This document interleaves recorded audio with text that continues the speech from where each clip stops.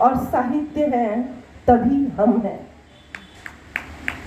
इस विषय पर एक धारदार, एक शानदार, एक सनातन सोच को परिमार्जित करने वाली इस संगोष्ठी का प्रारूप खड़ा करने के लिए बौद्ध फिल्म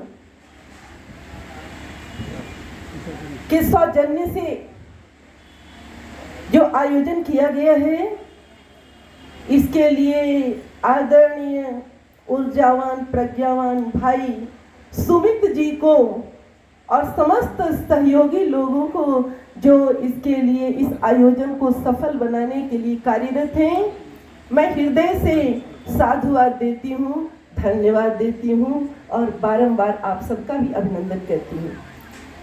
क्योंकि इसकी अपेक्षा है साहित्य, संगीत, अध्यात्म,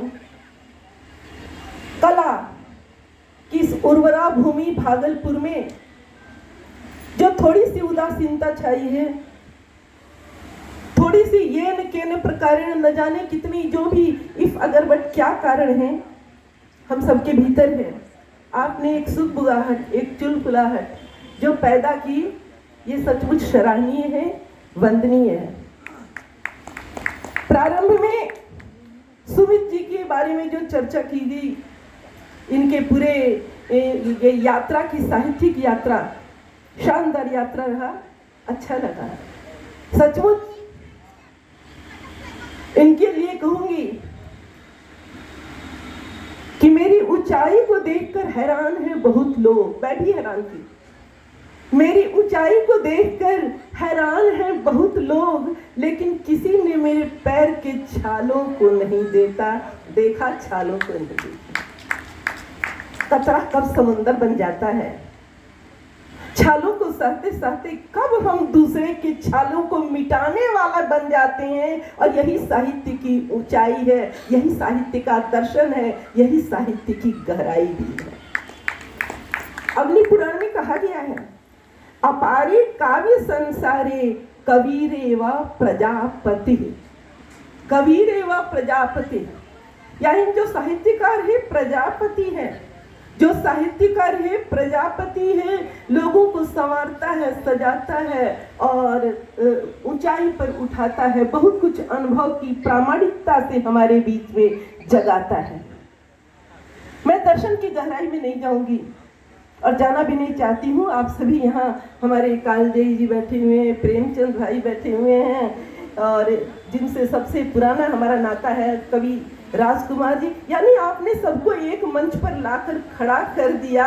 ये भी एक बड़ी, ये साहित्यकारों को ये बड़ी, मुझे याद आ रहा है जबलपुर में साहित्य का सामर्थ्य विषय पर संगोष्ठी हो रही थी अभी 2 वर्ष पूर्व। अखिल भारतीय साहित्य परिषद की तरफ से साहित्य का सामर्थ्य विषय पर जबलपुर में संगोष्ठी हो रही थी और माननीय हृदय नारायण दीक्षित जी ने एक बड़ी शानदार उनका वक्तव्य हुआ, जिसमें कुछ पंक्तियां मुझे याद है। उन्हें कहा था, अरे भैया साहित्य में तो वो सामर्थ्य है, साहित्य में तो वो सामर्थ्य है जो आकाश में गंगा बहा देती है और आकाश गंगा करा देती है। साहित्य में वो सामर्थ्य है जो चंदा को मावा बना देती है। साहित्य में वो सामर्थ्य है जो हमारे चांद सितारे प्रकृति को अपना बना देती है। हमारे दिल उसके साथ धड़कने लगते हैं, हम उसे जीने लगते हैं, हम उसे महसूस करने लगते हैं, हम उस सनातनता के साथ जुड़ जाते हैं। ये साहित्य के सामर्थ्य पर क्या बात करें। अगर लोक साहित्य के देखें, साहित्य तो बहुत से एंगल है ना। लोक साहित्य में अभी ही हमारा एक महापर्व छठ पर्व हमने मनाया और छठ पर्व में ये बातों में बड़ी ही मीठी अंदाज में जब हमने भगवान आदित्य की आराधना की कि रुनकी झुनकी बेटी मांगे ले, बेटी बचाओ बेटी पढ़ाओ की इशारा हम बेटी मांग रहे हैं। हमारे साहित्य ने बता दिया कि भारतवर्ष की जो परंपरा है, भारतवर्ष की परंपरा में बेटी का कितना महत्व है। आंचल फैलाकर हम बेटी की मांग कर रहे हैं।